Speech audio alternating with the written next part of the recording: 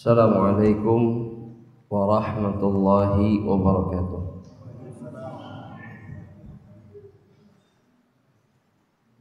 Innal hamdalillah nahmaduhu wa nasta'inuhu wa nastahdihi wa na'udzu billahi min shururi anfusina wa sayyiati a'malina. Man yahdihillah fala mudilla lah wa man yudlilhu fala hadiya lah. Fa ashhadu an la ilaha illallah wahdahu la syarika lah wa ashhadu anna Muhammadan abduhu wa rasuluhu la nabiyya ba'dah. Ya ayyuhalladzina amanu ittaqullaha haqqa tuqatihi wa la tamutunna illa wa antum muslimun.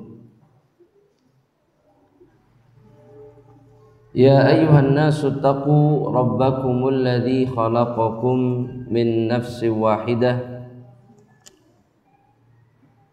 wa khalaqa minha zawjaha wa batha minhuma rijalan katsiran wa nisaa'a wattaqullaha alladzi tasaaluna bihi wal arham innallaha kana 'alaikum raqiba. Ya ayyuhalladzina amanu taqullaha wa qulu qawlan sadida yuslih lakum a'malakum wa yaghfir lakum dhunubakum wa man yuti'illaha wa rasulahu faqad faza fawzan 'azima.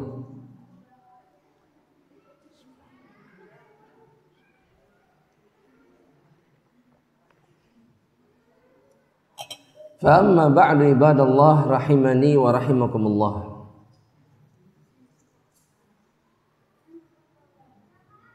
Segala syukur kita panjatkan kepada Allah Subhanahu wa ta'ala, karena dengan izinnya, begitu juga dengan taufik dan hidayahnya, kita berkumpul di salah satu rumah Allah yang mulia ini, tempat yang paling dicintai oleh Allah Subhanahu wa ta'ala, tempat di mana orang-orang yang sempurna keimanannya kemudian sibuk beribadah di dalamnya. Orang-orang yang tidak terpalingkan oleh dunia dari mengingat Allah Subhanahu wa ta'ala. Maka masjid adalah rumah mereka, di mana Allah Subhanahu wa ta'ala menjadikan masjid sebagai tempat di mana Allah mencurahkan rahmatnya.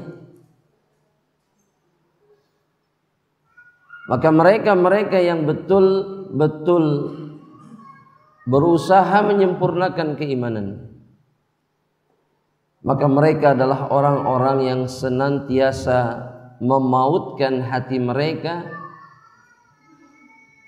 kepada rumah-rumah Allah. Bukan hanya saja untuk berdiam di dalamnya, tapi juga kemudian beribadah, bermunajat kepada Allah Jalla Jalaluhu, dan kemudian bermajlis untuk meniti jalan menuju surga Allah melalui jalan ilmu. Ini yang disebut oleh sebagian ulama sebagai da'bus shalihin. Beginilah kebiasaan orang-orang saleh dari zaman ke zaman, orang-orang mukmin yang baik dari zaman ke zaman, dari masa ke masa. Mereka selalu berada dan berdekatan dengan rumah Allah untuk memperbanyak ibadah di dalamnya. Dan ini adalah kenikmatan yang Allah Jalla Jalaluhu tidak anugerahkan kepada setiap hambanya. Ada orang-orang yang jauh rumahnya dari masjid, tapi masjid begitu dekat di dalam dadanya, sehingga dia selalu ingin melangkahkan kakinya mendekat ke masjid. Tapi sebaliknya ada orang-orang yang kadang-kadang masjid di depan rumahnya, tapi justru Allah jauhkan hatinya dari melangkahkan kaki ke dalam masjid. Ketika hati ini kemudian dimudahkan oleh Allah untuk bisa melangkahkan kaki ke masjid demi Allah, Allah sedang menginginkan kita untuk masuk ke dalam surganya.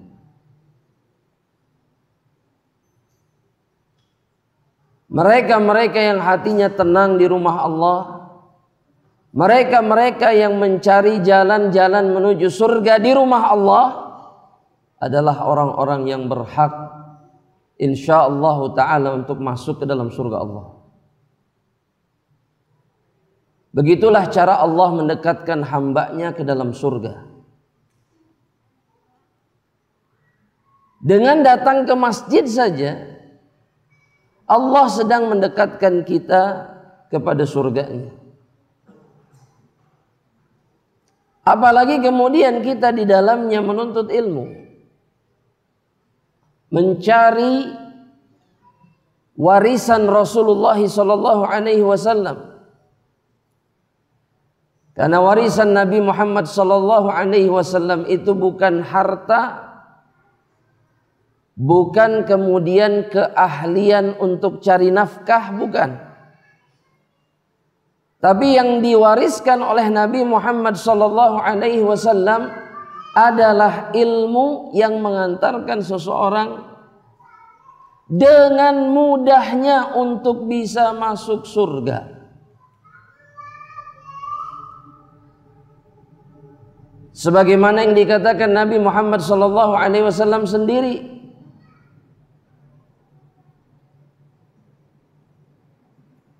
bahwa kata Nabi, innal anbiya'a lam yuwarrithu dinaran wala dirhama, innama warrathul ilma.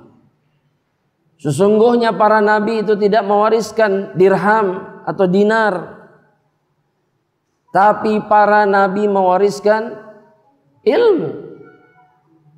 Dan begitu jugalah para sahabat menilai ilmu yang ditinggalkan oleh Nabi sebagai warisan yang ditinggalkan oleh Rasulullah sallallahu alaihi wasallam. Sehingga Abu Hurairah mengatakan kepada orang-orang yang sibuk berniaga di kota Madinah, di pasar Madinah, persis di seberang Masjid Nabawi pada saat itu,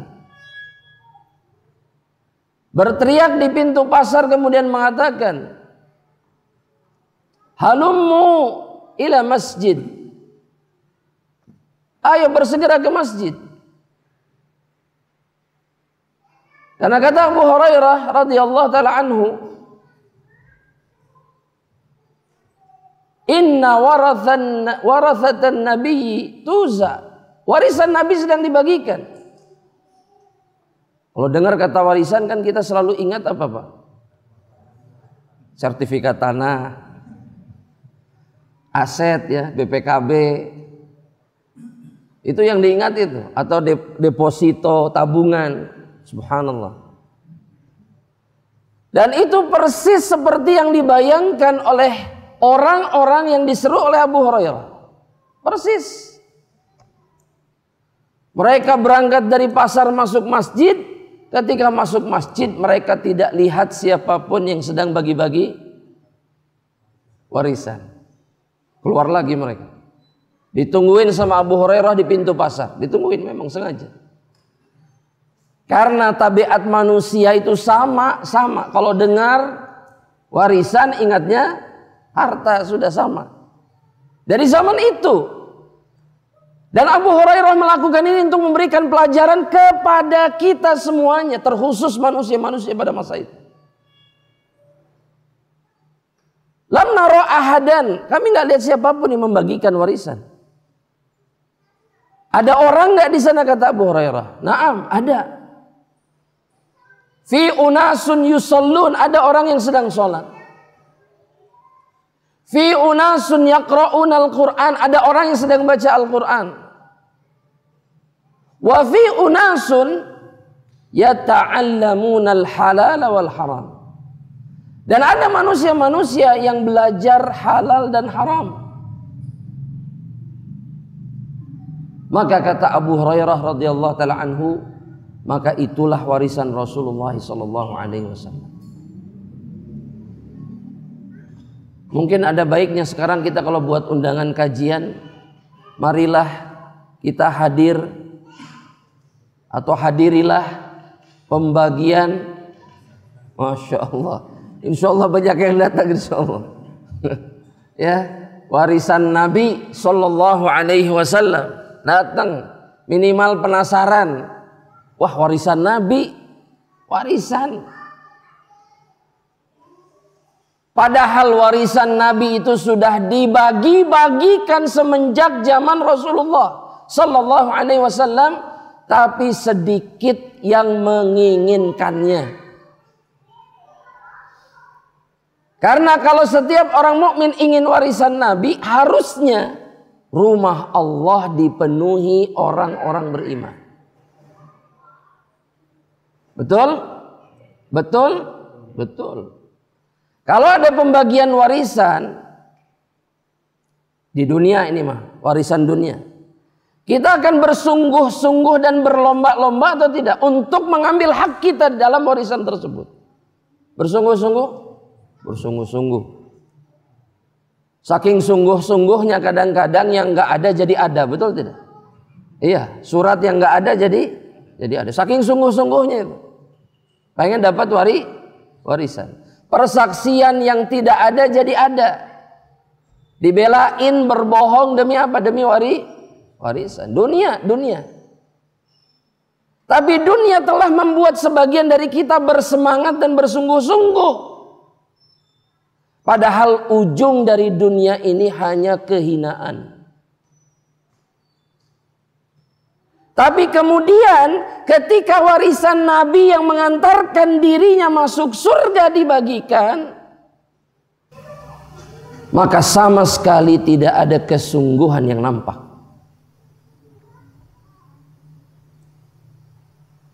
Tidak ada mujahadah, tidak ada pengorbanan yang dilakukan demi mendapatkan warisan Nabi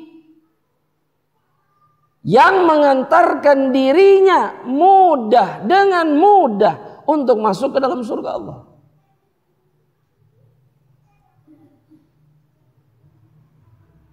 Melangkahkan kaki ke masjid, membawa kendaraan ke masjid untuk mendapatkan warisan Nabi, itu membutuhkan perjuangan. Betul tidak? Betul. Naik motor saja berat. Ya Allah, itu pengajian, ya Allah. Ya, sambil manasin motor teh pikiran kemana-mana. Betul nggak Pak? Betul? Betul. Nyiapin mobil teh, aduh ya hari Minggu macet tehnya. Kan setiap hari macet. Tapi ketika mau kerja, mau macet, mau ada badai, mau ada banjir bandang, berangkat nggak? Berangkat. Tapi kalau mau ada pengajian, ya Allah macet, Gusti, atau ya Google Map, ya Allah Gusti, pengajian teh jauh geningan. Loh iya, pertimbangannya begitu besar. Subhanallah, subhanallah. Padahal ketika sampai, dia akan sampai ke taman surga Allah, dan kemudian dia berhak mendapatkan kesempatan untuk masuk surga.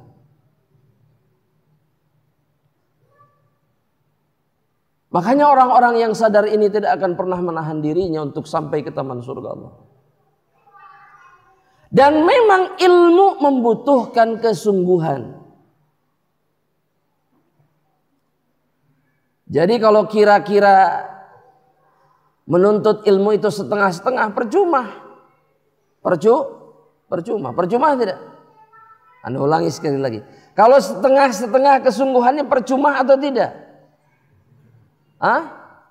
Kenapa percuma? Karena percuma. Kenapa percuma? Jamaah.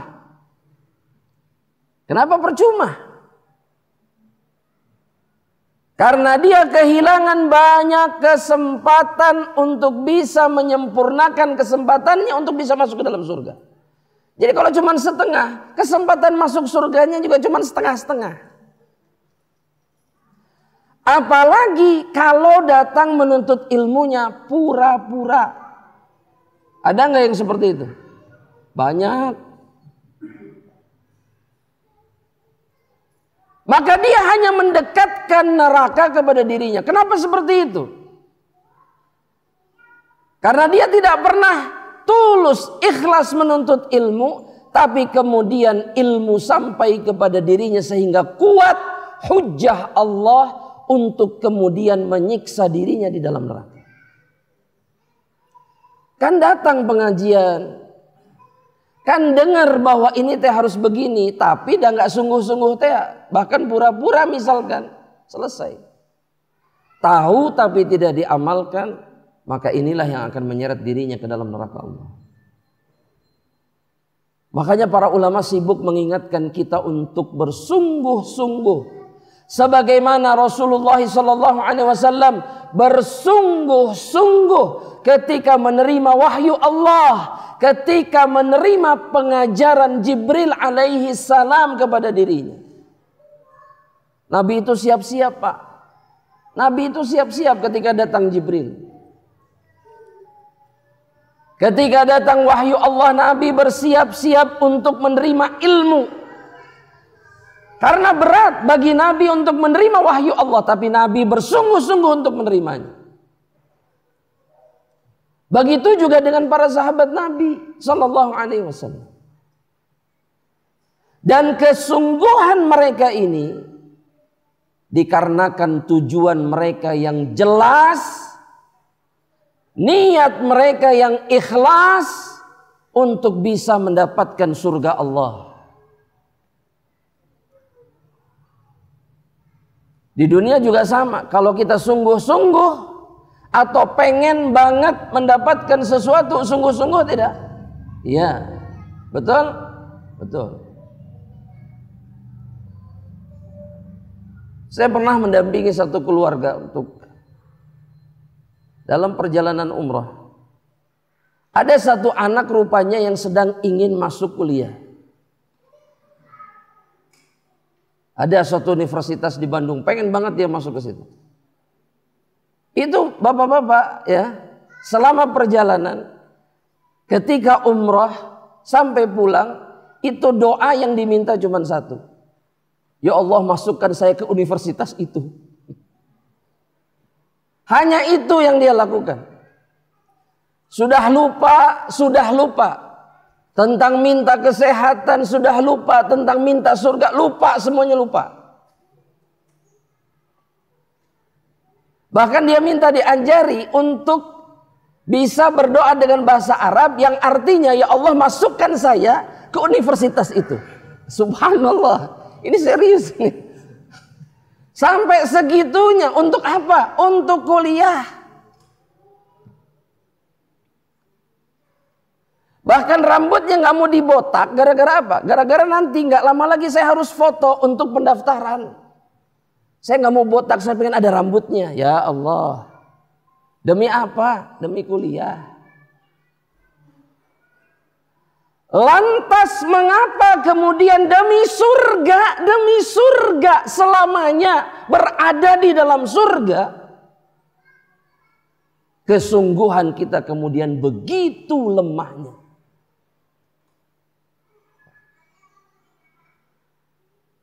Kata Imam Az-Zarnuji rahimahullah ta'ala, orang-orang yang menginginkan kemuliaan dengan ilmu, maka dia harus bersungguh-sungguh dan kemudian berkorban. Karena kesungguhan itu membutuhkan pengorbanan.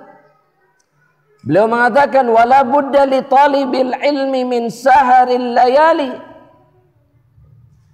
Seorang penuntut ilmu itu penuntut surga Allah. Karena setiap penuntut ilmu yang sejatinya mereka adalah penuntut surga, pencari surga. Maka niscaya, kata beliau, mereka akan menghabiskan malam-malamnya untuk bergadang, memanfaatkan waktu untuk bisa menyempurnakan ilmunya. Kata saharo artinya adalah, atau sahrun itu artinya bergadang, tidak tidur. Di malam hari tidak tidur.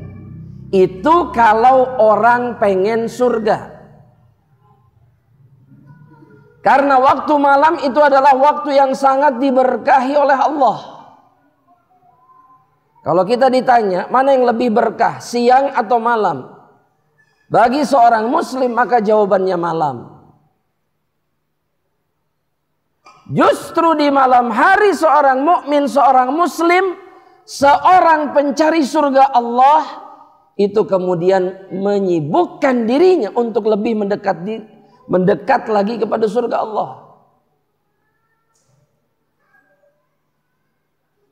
Kurang lebih seperti kita lah ya jamaah, ya betul? Jamaah. Malam kita bergadang. Kemarin malam begadang nggak? Nonton apa? Masya Allah. Iya, karena status banyak itu yang nonton. Malam-malam. Hari nonton mah semangat. Kalau nonton semangat. Tapi kalau lebih mendekat ke dalam surga, di malam hari begitu beratnya. Dan ketika seseorang tidak mendekat di malam hari kepada Allah, itu hanya akan menyingkap isi hatinya yang sebenarnya, bahwa dia tidak betul-betul ingin surga Allah. Lihat Rasulullah SAW, bagaimana beliau menghabiskan malam-malamnya. Lihat bagaimana para sahabat Nabi Abu Bakar, Umar, Utsman, Ali, dan semua sahabat yang lain. Bagaimana mereka menghabiskan malam-malamnya. Mereka menghabiskan malamnya untuk bertaqarrub kepada Allah.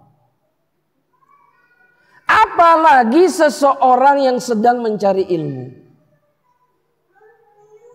yang pekerjaannya adalah mencari surga. Karena menuntut ilmu itu artinya mencari surga. Bukan mencari gelar, bukan mencari tazkiyah, bukan mencari sanad, bukan mencari syahadah, bukan. Tapi mencari surga. Dan yakin, anak yakin, kita semua belum seperti itu keadaan.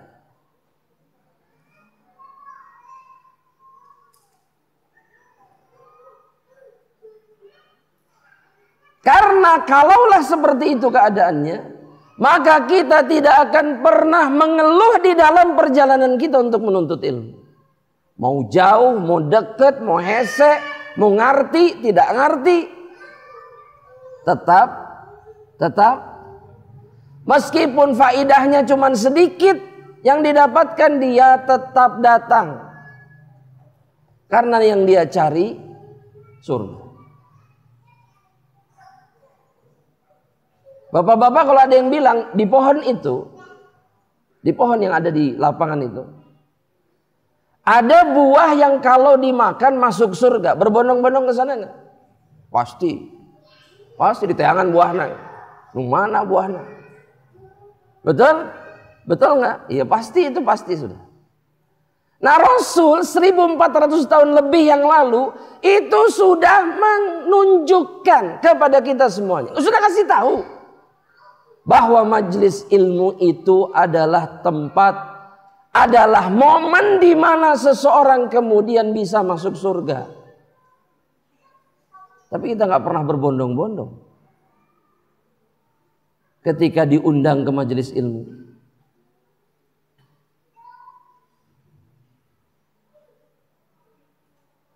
Kita tidak pernah kemudian menunjukkan bahwa kita pengen masuk surga. Mereka-mereka yang menuntut ilmu, kata Imam Az-Zarnuji, mereka pasti akan menghabiskan malamnya untuk mendekatkan diri kepada Allah, mendekatkan diri kepada ilmunya. Kama qala syair, kata beliau, sebagaimana yang dikatakan seorang penyair, biqadril kaddi tuktasabul ma'ali, dengan atau sesuai dengan kadar pengorbanan dan penderitaan, maka seseorang akan mendapatkan kemuliaan yang semisal dengannya. Semakin sengsara, semakin mulia. Semakin berkorban, maka kemuliaan yang akan didapatkannya semakin besar. Betul? Ingin dapat untung gede, apa yang harus dilakukan? Hah? Apa? Modalnya gede. Betul, Pak? Kalau modal 1.500 rupiah pengen dapat untung 1 miliar, masuk akal tidak? Masuk akal tidak, Pak? Tidak masuk akal. Begitu dengan kemuliaan di sisi Allah. Ingin jadi temannya Rasulullah di dalam surga, tapi kalau malam hari tidur. Tapi kalau dipanggil ke masjid tidak datang.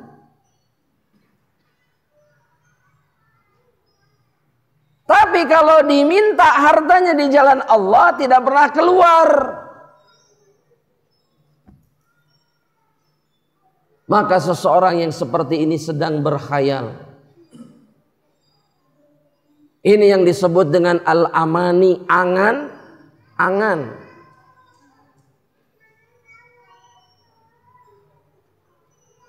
Kemudian penyair ini mengatakan, wa man talabal ula sahrul layali.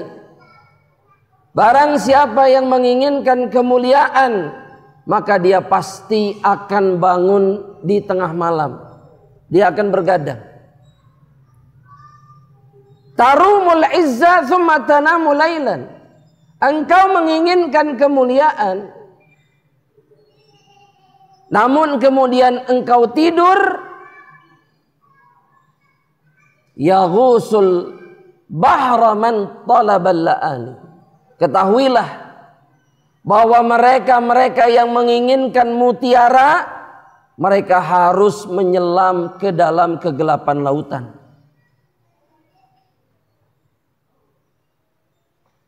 Begitu juga dengan orang-orang yang menginginkan surga Allah. Di tengah kegelapan malam, mereka harus tetap melangkahkan kaki mereka. Jangan berhenti.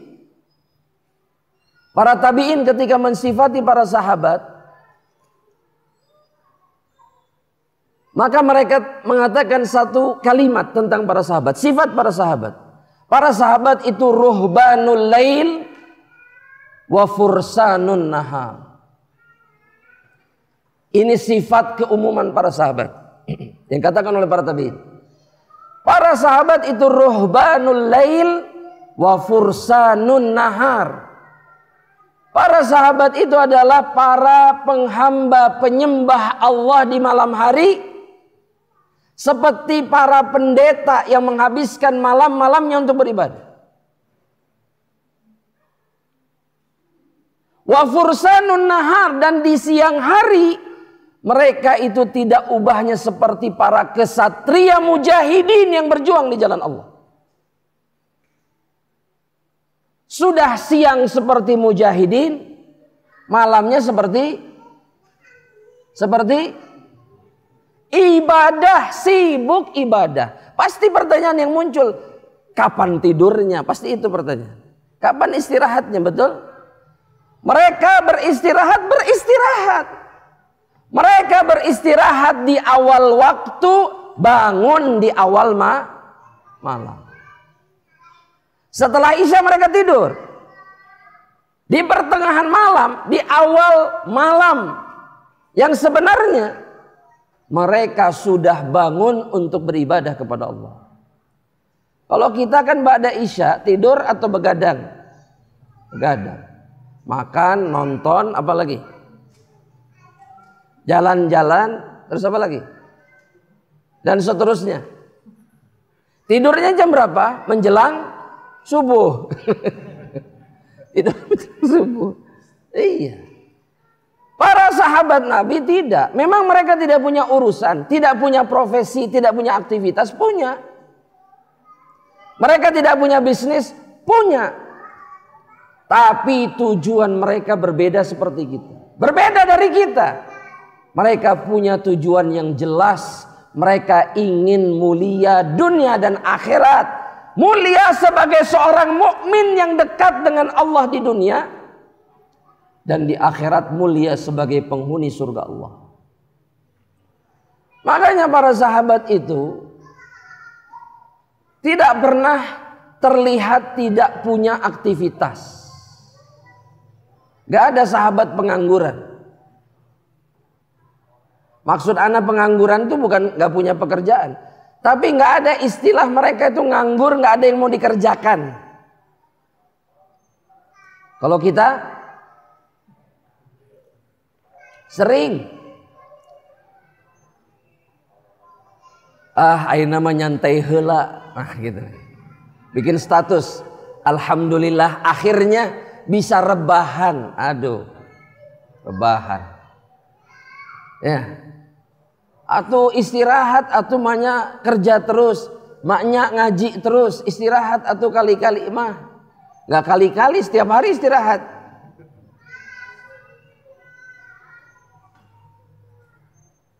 Dan mereka-mereka yang menginginkan kemuliaan tidak akan terlalu banyak beristirahat.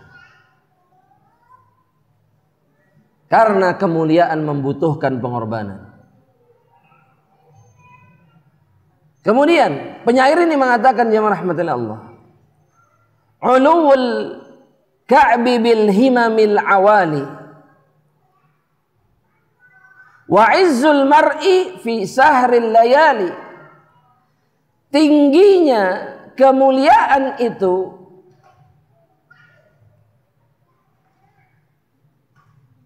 disebabkan oleh tingginya cita-cita dan harapan. Wa izzul mar'i fi sahril layali. Dan kemuliaan seseorang itu kemudian didapatkan dengan bangun di malam hari. Dan ini perkara yang sangat penting untuk diingat para penuntut ilmu. Sebagaimana yang dikatakan Al-Imam Ahmad ketika bertanya kepada seorang penuntut ilmu, "Kaifa lailatuk?" Bagaimana malammu? Maka penuntut ilmu ini mengatakan, "Anam," saya tidur. Maka Imam Ahmad kemudian meninggikan suaranya dengan mengatakan, "Talibul ilmi yanamu fil lail." Penuntut ilmu tidur di malam hari. Menganggap bahwa perbuatan itu tidak pantas bagi seorang penuntut ilmu. Kenapa malam hari itu begitu luar biasa bagi seorang penuntut ilmu? Kenapa? Bahkan malam hari itu luar biasa bagi semua hamba Allah sebenarnya. Tapi pertanyaannya, kenapa kalau penuntut ilmu itu sangat membutuhkan malam hari? Saya tunggu jawabannya jemaah. Kenapa? Kenapa malam hari itu begitu luar biasa bagi seorang penuntut ilmu? Tulis jemaah, tulis. Karena di malam hari, khususnya di sepertiga malam terakhir, seorang penuntut ilmu itu akan sangat dekat dengan Rabb-Nya.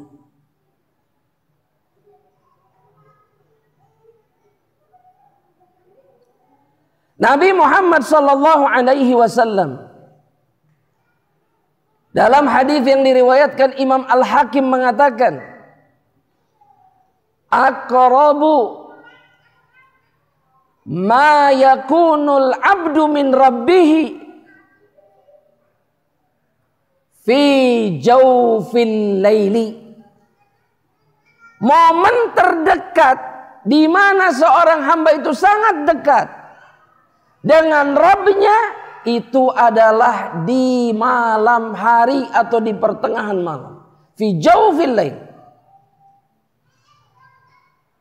Dan Nabi kemudian mengatakan, fa in istata'ta an takuna mimman yadhkurullah fi dzalika sa'ah atau fi tilka sa'ah fakun, kata Nabi. Kalau engkau bisa kemudian menjadi orang yang mengingat Allah di waktu itu, maka jadilah, kata Nabi. Jadilah orang yang mengingat Allah di waktu itu. Karena itu adalah waktu yang paling dekat dengan Allah.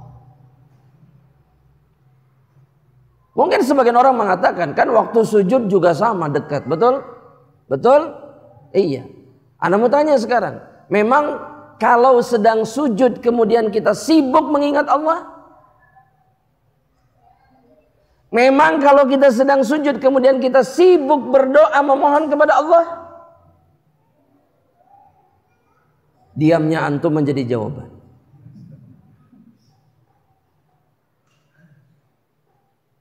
Dan kalau di malam hari itu yang lebih luar biasanya lagi, Allah itu sangat dekat dengan zatnya. Allah turun ke langit dunia. Dan ketaatan sekecil apapun di waktu itu, di waktu malam, ketaatan sekecil apapun, itu akan menjadi sangat besar bagi seorang hamba Allah. Bahkan sebagian ulama berdalil dengan salah satu hadis dari Rasulullah SAW yang diriwayatkan Imam Abu Daud dan yang lainnya, bahwa baca 10 ayat saja, kalaulah cuma baca 10 ayat, itu pahalanya begitu luar biasa. Apa pahalanya?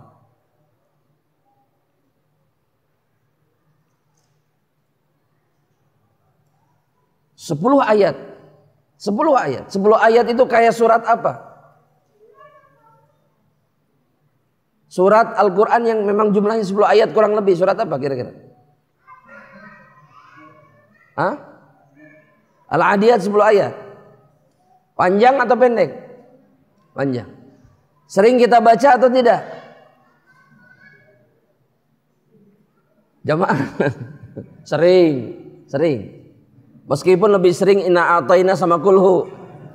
Tapi Al-Adiyat gak apa-apa. Ya kadang-kadang gitu Pak ya. Kata Nabi Muhammad SAW, man qama bi asyri ayatin lam yuktab minal ghafilin. Barang siapa yang berdiri di malam hari kemudian dia membaca 10 ayat, cuman 10 ayat, maka dia tidak akan pernah ditetapkan oleh Allah menjadi orang-orang yang lalai mengingat Allah Subhanahu wa taala.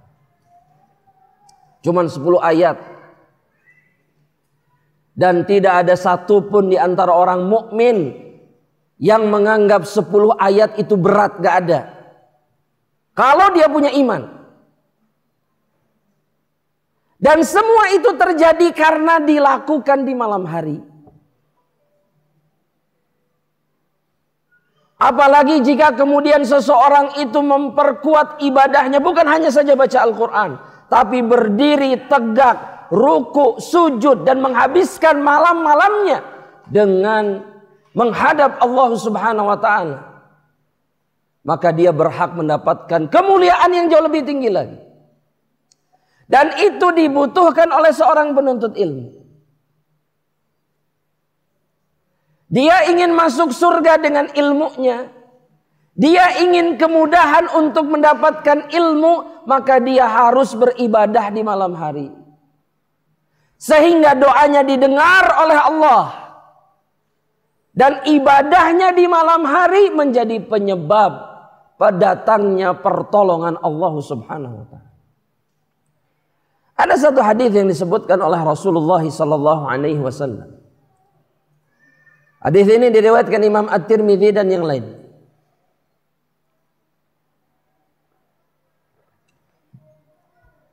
Kata Nabi begini jemaah.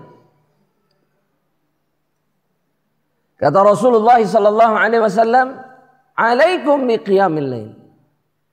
Hendaknya kalian salat malam. Kenapa Nabi menginginkan kita salat malam? Karena Nabi kemudian menyampaikan kemuliaan demi kemuliaan bagi mereka yang salat malam. Kata Nabi Muhammad sallallahu alaihi wasallam, yang pertama kata Nabi, fa innahu da'bus salihina qablakum. Karena salat malam itu adalah kebiasaan orang soleh sebelum kalian. Orang-orang yang juga berhak masuk surga. Dari kalangan Nabi dan Rasul dan para wali-wali Allah Subhanahu wa ta'ala. Orang-orang soleh sebelum umat ini, mereka semua sholat malam. Kemudian kata Nabi Muhammad SAW, wa qurbatun ilallah, wa inna qiyamal laili qurbatun ilallah. Dan sesungguhnya qiyamul lail itu adalah amalan yang mendekatkan seseorang kepada Allah. Kan selama ini kita ini sibuk ingin dekat sama Allah, betul? Betul? Betul? Maka qiyamul lail di antara penyebab terkuat yang mendekatkan seseorang dengan Allah Subhanahu wa taala.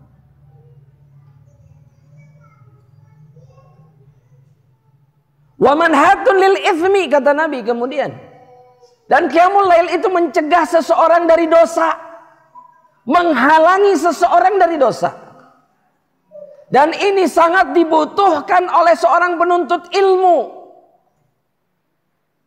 Karena dosalah yang menghancurkan perjalanannya untuk mendapatkan kemuliaan dengan ilmu. Penuntut ilmu, misalkan ini contoh jemaah. Penuntut ilmu tapi sukanya nonton drama Korea. Bisa nggak ini jemaah? Nyambung nggak ini? Nonton drakor, drama Korea geningan yang lagi ngetren. Ya. Atau penuntut ilmu sukanya nonton gosip. Bisa nggak ini? Boleh tidak? Tapi kenapa penuntut ilmu kemudian banyak yang bersikap berlaku seperti ini? Kenapa? Karena bisa jadi mereka tidak mencegah diri mereka dari dosa dengan sibuk sholat malam di malam-malam mereka. Itu sebabnya kenapa kalau di pesantren sebelum subuh sudah dibangun, bukan untuk siap-siap, bukan. Tapi agar mereka kemudian sibuk bermunajat dan mendekat kepada Rabbnya. Agar mereka kemudian dijaga sama Allah dari melakukan kemaksiatan di siang harinya. Ini jarang kita sadari jamaah rahmatillah Allah Subhanahu wa ta'ala. Dan gak hanya sampai di situ, kata Nabi Muhammad SAW, ya, wa takfirun lisayyi'at. Salat malam itu menghapuskan dosa-dosa yang dilakukan seorang hamba. Selain dia dihalangi, kalaupun sampai berdosa, maka dosanya diampuni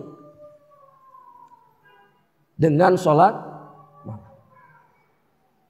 Dan ada satu lagi yang disebutkan oleh Rasulullah SAW, wa matradatun lidda'i minal jasad.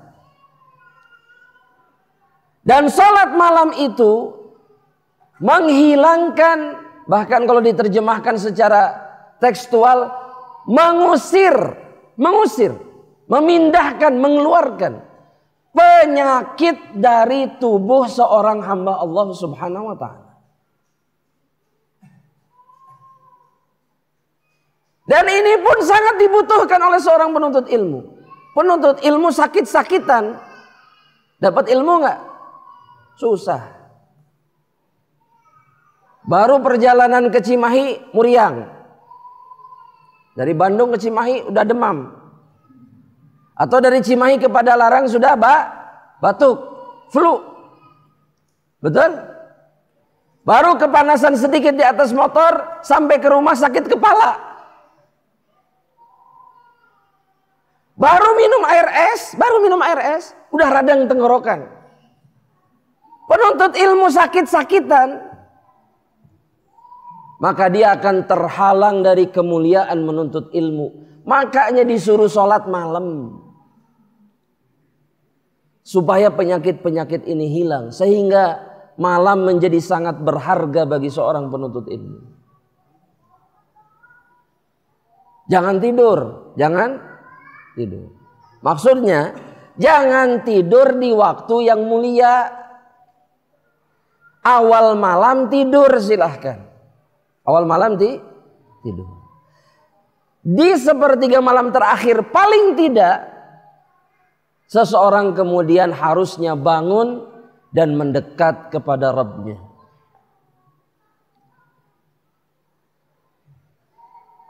Anak teh Ustadz kalau kurang tidur malam suka paginya suka apa? Suka tunduh. Ana tidak percaya. Kenapa ana tidak percaya? Karena Nabi Muhammad SAW mengatakan, barang siapa di antara hamba Allah yang bangun sebelum subuh, kemudian bersuci, kemudian sholat, maka seluruh ikatan syaitan itu akan dibuka oleh Allah. Dan kata Nabi, ini yang ingin Anda sampaikan, asbahana syaitan tayyiban nafsi. Di pagi harinya dia pasti berada dalam keadaan bersemangat dan jiwanya baik. Bagi orang yang sholat malam, paginya pasti bersemangat. Tunduh kemudian. Iya. Dan ada sunnah yang lain. Kalau tunduh kemudian di pagi hari lewat sholat subuh dan seterusnya, disuruh tidur, bukan tidur siang, qailulah. Ya, akhirnya diartikan tidur siang. Qailulah itu tidur sebelum zuhur sebetulnya. Dan itu untuk menghilangkan keletihan, mungkin juga untuk menghilangkan apa? Rasa kantuk. Tapi orang-orang yang bangun malam atau waktu tidurnya sedikit di malam hari, di pagi harinya dia akan berada dalam keadaan yang terbaik. Itu pasti. Yang buat kita tunduh pagi-pagi itu pasti sholat tahajud. Itu pasti sudah. Buktinya kalau tidur kenyang juga, kalau bangunnya kesiangan, tunduh enggak? Tetap tunduh. Makanya Anda nggak percaya kalau kurang tidur di malam hari tapi dipakai ibadah karena terus paginya tunduh, Anda nggak percaya. Kenapa? Karena Allah akan menjadikan orang tersebut bersemangat dan jiwanya baik. Dan ini dibutuhkan oleh seorang penuntut ilmu. Asy-Syaikh kemudian mengatakan seperti ini. Ya, beliau masih melanjutkan perkataan penyair yang dijadikan sebagai dalil oleh beliau. Taraktun nauma rabbi fil layali li ajli ridhaka ya maulal mawali. Aku meninggalkan tidur wahai Rabbku di malam hari semata-mata karena aku menginginkan ridho-Mu wahai penolong hamba-hambanya. Itu alasan kenapa orang-orang soleh itu kalau malam kurang tidur, karena beribadah. Karena ridho Allah lah yang dikejar. Sehingga dia meninggalkan kenikmatan, salah satu kenikmatan di antara kenikmatan-kenikmatan yang diberikan oleh Allah. Tidur. Tidur itu kenikmatan. Tapi demi ridho Allah, dia kesampingkan kenikmatan yang satu ini. Karena ridho Allah mendatangkan kenikmatan yang tidak ada bandingannya. puncak segala kenikmatan, itu surga Allah Subhanahu wa taala. Wa man ramal ula min ghairi kaddin adha'al umra fi talabil muhal. Dan ini perlu kita ingat semuanya, jemaah. Perkataan ini.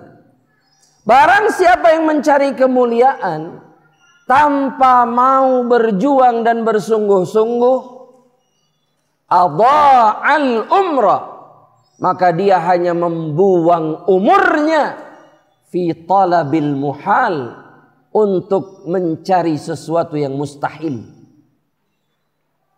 Mustahil. Seseorang mendapatkan kemuliaan, tapi kemudian dia tidak mau berkorban.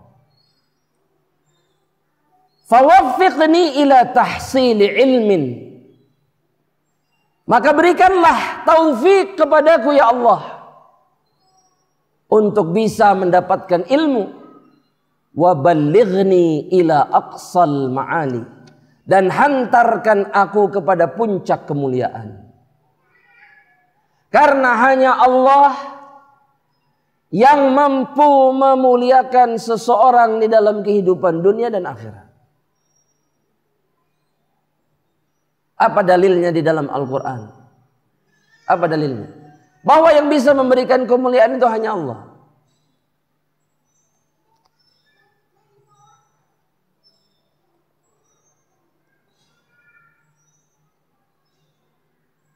Jemaah, kok diam semuanya?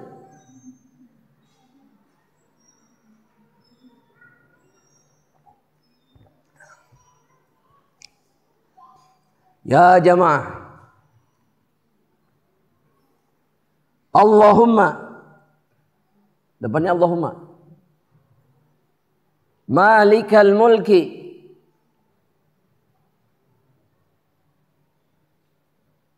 ya yang keras, yang keras.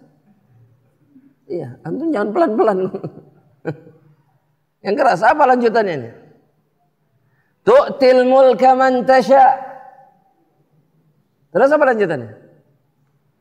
Wa tanzi'ul mulka mimman tasha. Biyadikal khair. Ini dalil. Ini doa Nabi Muhammad sallallahu alaihi wasallam. Allah yang memberikan kemuliaan, Allah yang memberikan kekuasaan kepada seseorang, dan Allah pun yang mencabutnya. Dalam lafaz yang lain, tu'izzu man tasya wa tudhillu man tasya. Engkau muliakan siapapun yang engkau inginkan, dan engkau hinakan siapapun yang engkau ingin hinakan. Makanya penuntut ilmu itu dengan amal soleh dan ketaatannya dia sedang bermunajat meminta kepada Allah agar dirinya diberikan kemuliaan. Dan ini nggak boleh dilupakan. Jangan mengandalkan catatan-catatan yang ditulis. Jangan mengandalkan kecerdasan yang kita miliki. Jangan mengandalkan cara belajar yang kita anggap luar biasa. Karena semua itu tidak ada gunanya jika Allah tidak menginginkan kita untuk mendapatkan ilmu. Makanya sibuk untuk mendekat sama Allah supaya Allah berikan kemuliaan sama kita. Makanya para penuntut ilmu itu kalau yang sebenarnya, maksud saya yang sejati, itu adalah orang-orang yang disifati dengan ketakwaan, kesolehan dan ibadah. Saya mau tanya dulu sama hadirin, nuntut ilmu itu ngabisin waktu atau tidak? Habisin waktu? Nah, sibuk berarti sibuk. Ada waktu tidak kemudian untuk banyak ibadah.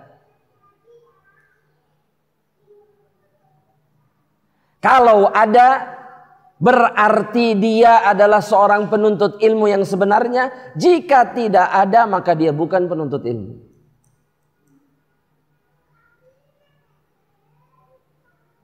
Karena seorang penuntut ilmu mencari ilmu itu untuk mendekat sama Rabbnya. Tapi kemudian perbuatannya tidak menunjukkan dia mendekat kepada Allah. Maka bukanlah seorang penuntut ilmu. Ya. Padahal kita nuntut ilmunya belum maksimal. Sudah maksimal belum? Jemaah? Belum. Sehari berapa kali pengajian? Ayo jemaah. Jemaah. Ya seminggu 2 kali, sekali misalkan. Oke, baik. Sedangkan Imam Nawawi paling tidak dalam satu hari 10 atau 11 majelis yang dihadirinya.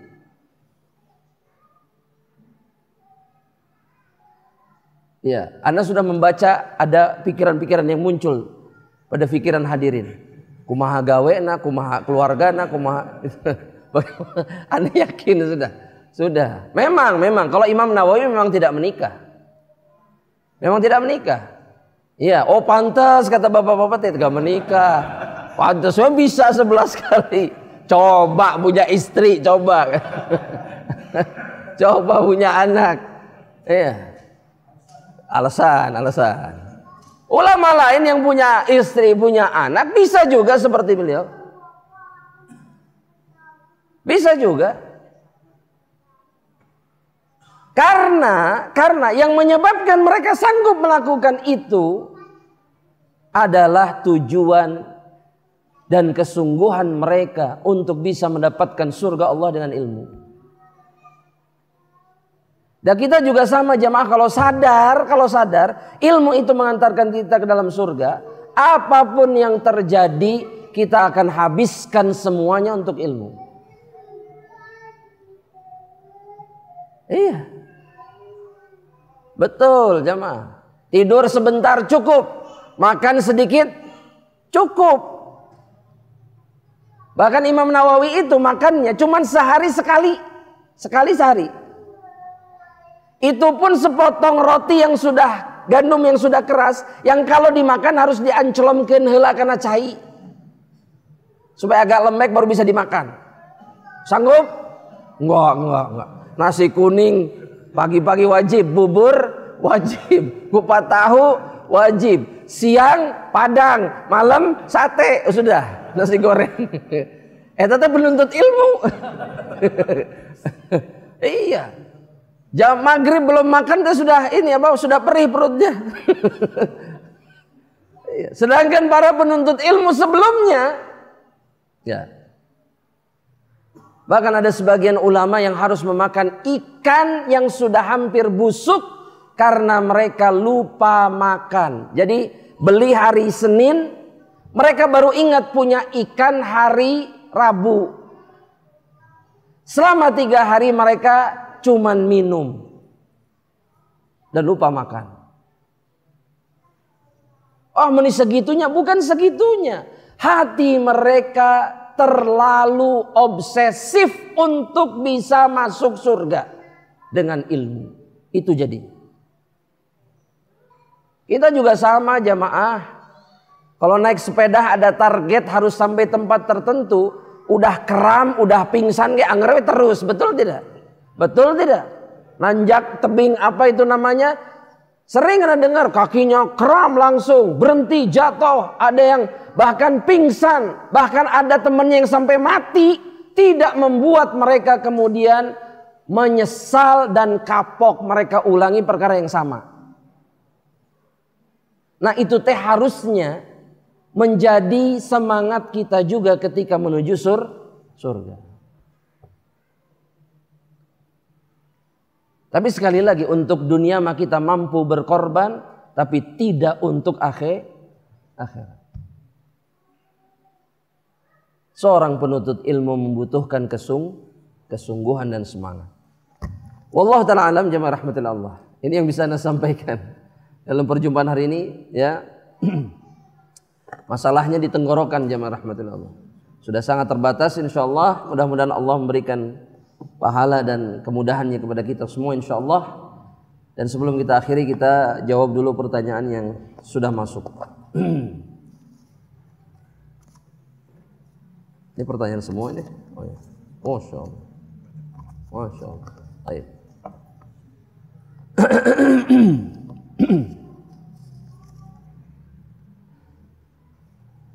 Ustadz, apa maksudnya dengan perkataan mendapatkan atau dilaknat oleh Allah?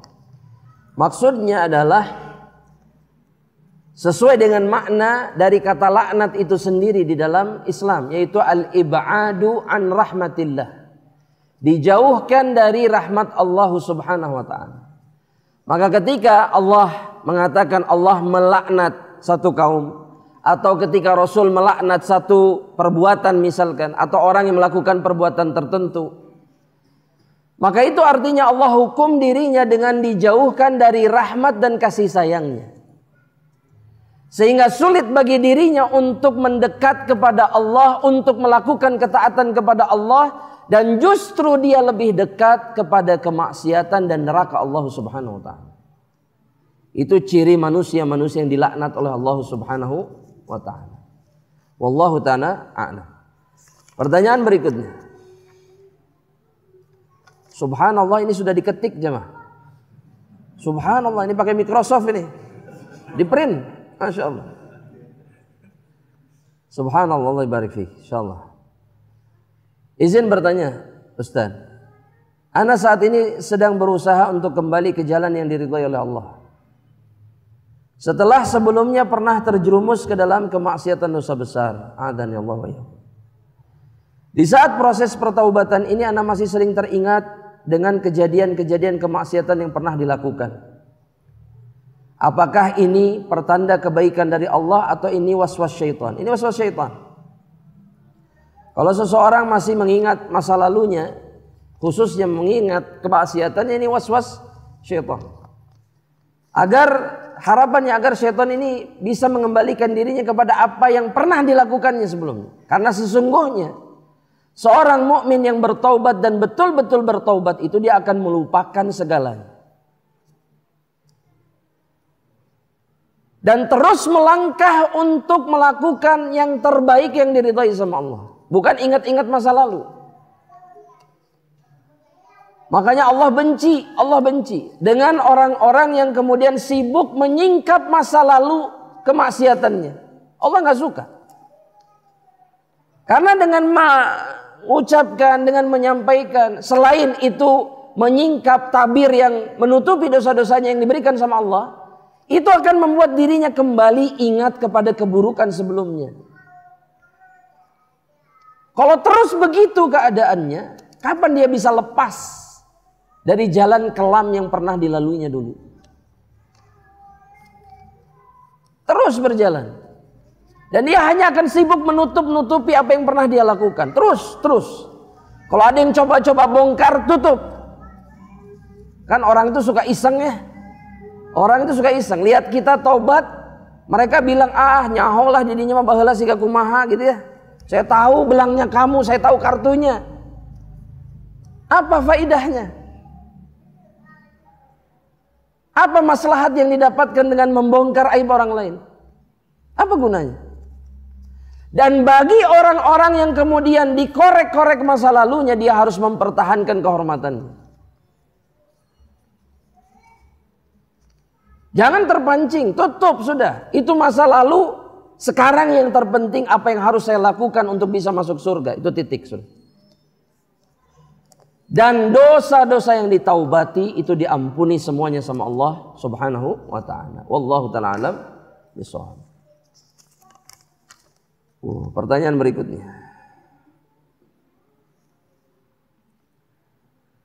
Jika kita sering mendatangi masjid dengan tujuan untuk mendapatkan ilmu dalam kurung bahasa Arab, namun kita sulit untuk mengerti dan selalu lupa. Kayaknya ini keadaan semua orang kayaknya. Kalau bahasa Arab mah gitu susah ngerti, selalu lupa, cepat lupa. Ya. Apakah kita tetap mendapatkan rahmat dan surga Allah? Jelas. Bahkan dalam hadis Muslim mungkin saya pernah sampaikan ini. Bahkan kalau hanya duduk, gak niat ikut pengajian sama sekali. Cuman iseng we bari nonton gitu kan biasa terjadi Pak ya.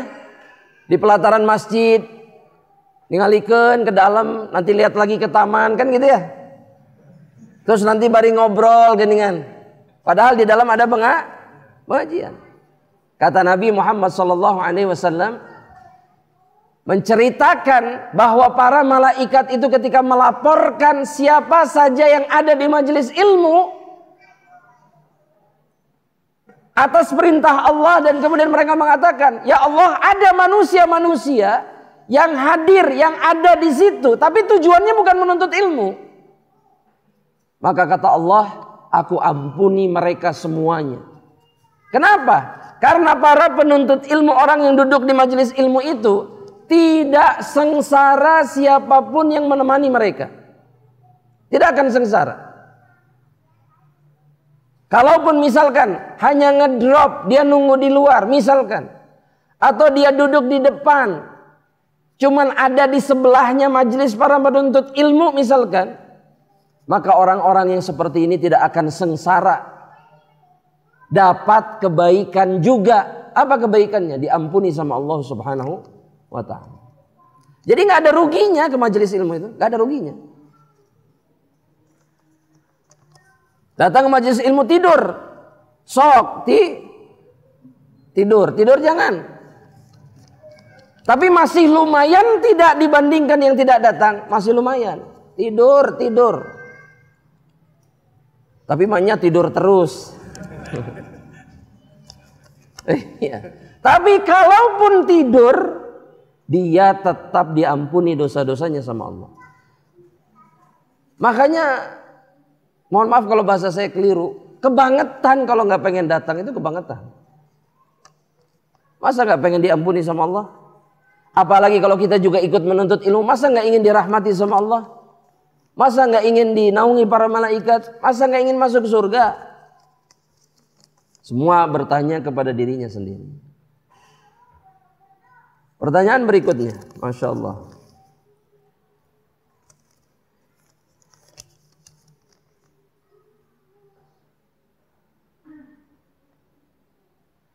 Bagaimana tips agar kita tetap bersungguh-sungguh mencari ilmu selain tujuan ikhlas dan niatnya ikhlas? Bertemanlah dengan orang-orang yang bersungguh-sungguh. Yang kedua, ingat terus, jangan pernah lupakan bahwa ujung jalan menuntut ilmu itu adalah surga Allah. Jangan berhenti sampai kita masuk surga. Alas. Ya. Karena cukuplah surga untuk membuat kita bersemangat, bersabar di jalan ini. Cukup. Nah, yang sering membuat kita lemah itu adalah kita memang jarang menjadikan surga sebagai tujuan utama di dalam hidup. Kalaulah kita ini memang pengen masuk surga, maka perjuangan kita adalah perjuangan orang yang betul-betul mau masuk surga. Yang gak pernah berhenti melangkah, yang gak pernah terhalangi oleh apapun. Mau ada badai, mau ada apapun, tetap terus jalan. Karena tujuannya adalah surga. Kena sakit, tetap dia berjuang. Tetap dia tidak berhenti. Kena musibah, tetap dia melangkah untuk menuju surga Allah. Tetap gak pernah berhenti.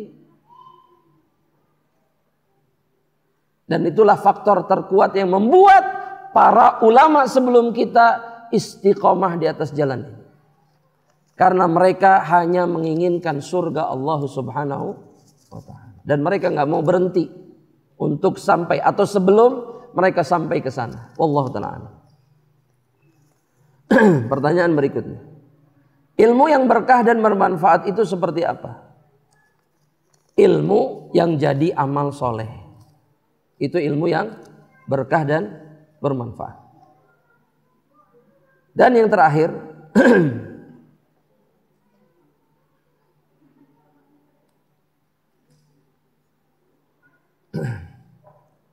ini tulisannya dari bawah naik ke atas. Jadi harus begini.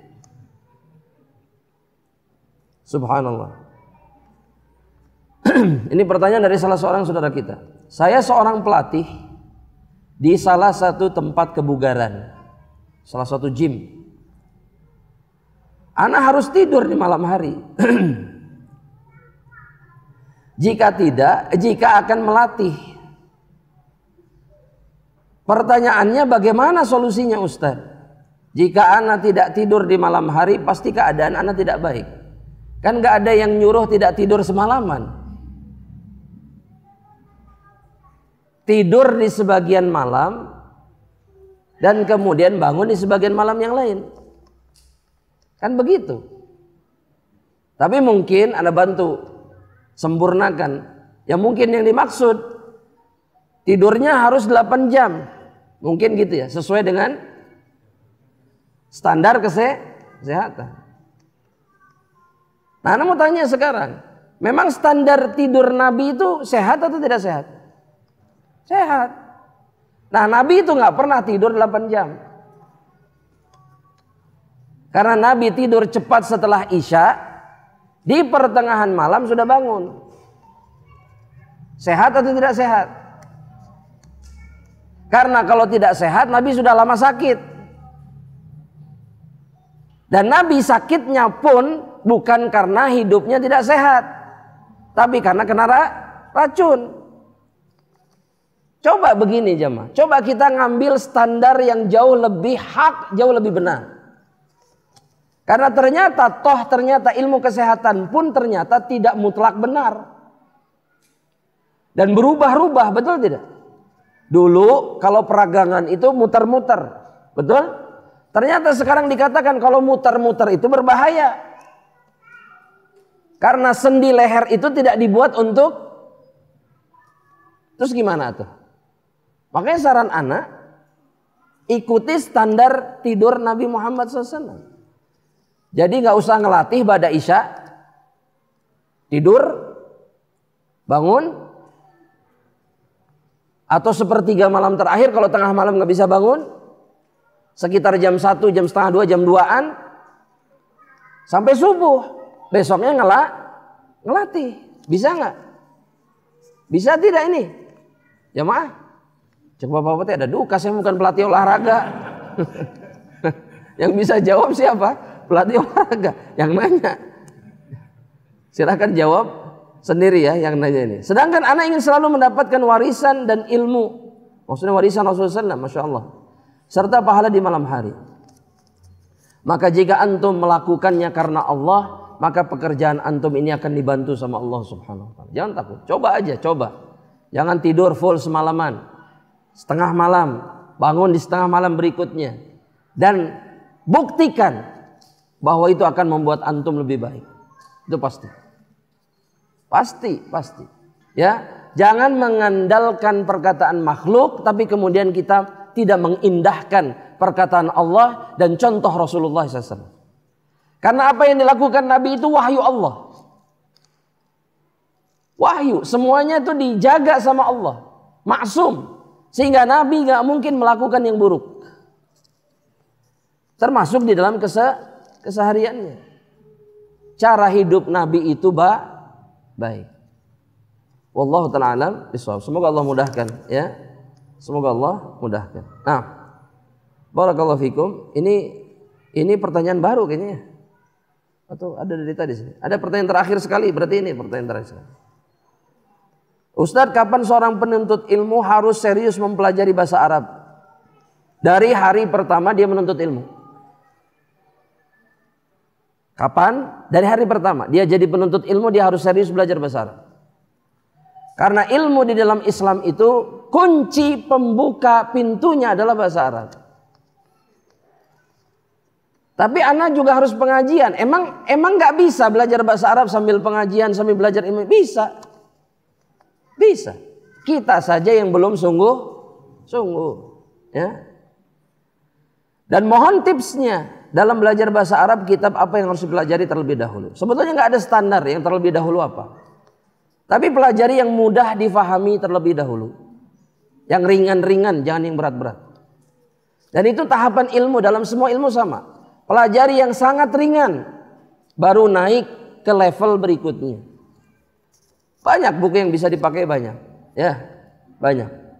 Dan mungkin masing-masing buku beda-beda kecocokannya antara satu orang dengan orang yang lain. Tapi intinya satu, kalau kita bersungguh-sungguh menuntut ilmu, termasuk bahasa Arab, maka kita pasti akan menemukan jalan untuk sampai kepadanya. Jangan berhenti ketika riut, ketika pusing. Ketika sudah kebingungan ngapalin kosakata atau mufrodat, berhenti. Aduh, mufrodatnya kebanyakan. Loh, yang diharapkan apa kemudian? Pengen bisa bahasa Arab tapi tidak mau menghafal kosakatanya gimana? Gimana ngomongnya kalau nggak ada kosakata? Betul tidak, Pak? Kan di bahasa Indonesia juga, apa yang membuat kita bisa ngomong? Kita punya kosakata. Kalau nggak punya, ya nggak bisa ngomong. Mau nggak mau, harus. Dan Syekhul Islam Ibnu Taimiyah rahimahullah ta'ala itu mengatakan begini, Pak. Kata beliau, belajar bahasa Arab itu membuat kita mirip serupa dengan Rasulullah SAW dan juga para sahabatnya. Karena Rasul dan para sahabatnya ngomongnya bahasa apa? Bukan karena mereka orang Arab saja, bukan. Tapi karena bahasa Arab itu adalah bahasa Al-Quran. Dan kita pun harusnya berbahasa Arab. Kenapa? Karena itu bahasanya Al-Quran. Dan bahasanya Rasulullah SAW. Nah, kalau kita mirip dengan Rasul dan para sahabatnya, maka itu akan mengubah hati dan pikiran seseorang. Karena ketika seseorang menyerupai kaum yang lain, maka sifatnya, perbuatannya, kelakuannya akan mirip. Kalau kita niru orang kafir dalam pakaian misalkan, maka perbuatan dan kelakuannya akan mirip-mirip. Perhatikan aja. Dan itu sudah terjadi. Betul tidak, Pak? Ya. Betul nggak ini? Laki-laki dianting misalkan. Kelakuannya kayak orang barat sudah mirip. Betul tidak, Pak? Perempuan gak pakai baju keluar rumah. Kelakuannya seperti wanita-wanita barat yang tidak punya kehormatan. Akhirnya mirip. Kalau sekarang mungkin bukan orang barat, orang Korea. Ya, rambutnya mirip, disemir warna hijau, warna pink, warna. Kelakuannya kemudian mirip. Nah, begitu juga dengan orang yang berusaha mirip dengan Nabi dan para sahabatnya.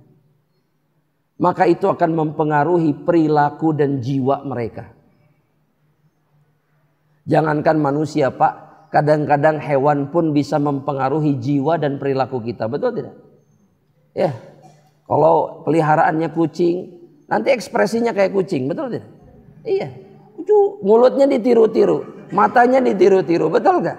Betul tidak? Iya. Bahkan makanannya dicicipin sedikit-sedikit. Itu yang ngenah tuh. Loh iya, itu gara-gara apa? Gara-gara kucing. Burung juga sama. Melihara burung, pasti orang yang melihara burung mulutnya selalu bersiul. Pasti itu.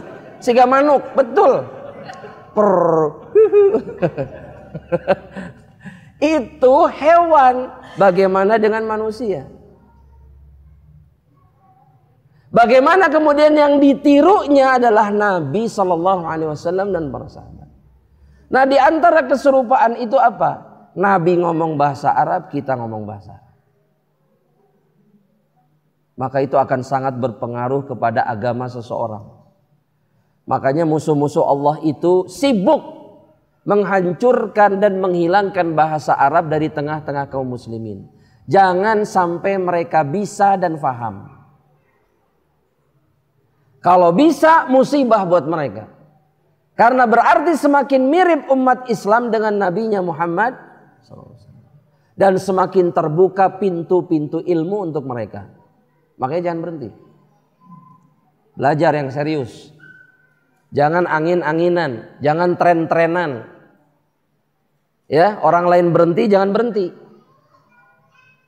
Kalau orang lain sudah berhenti, tutup buku, gantung buku, gantung pulpen untuk belajar bahasa Arab, maka kita tidak boleh berhenti. Kenapa? Karena tujuan kita bisa bahasa Arab itu surga. Surga tujuan. Bukan sekedar bisa. Jangan berhenti. Kalau berhenti berarti berhenti melangkah menuju surga. Ya, dan ini tidak pantas bagi seorang mukmin. Wallahu ta'ala alam. Ini yang bisa saya sampaikan, Bapak Ibu sekalian rahmatin Allah. Semoga Allah mengampuni dosa kita semuanya dan mengumpulkan kita kelak di dalam jannahnya. Amin. Allahumma amin. Kita akhiri dengan doa kafaratul majlis. Subhanakallahumma wa bihamdika asyhadu an la ilaha illa anta astaghfiruka wa atubu ilaik. Assalamualaikum warahmatullahi wabarakatuh. Media Bekal Ilmu Islam.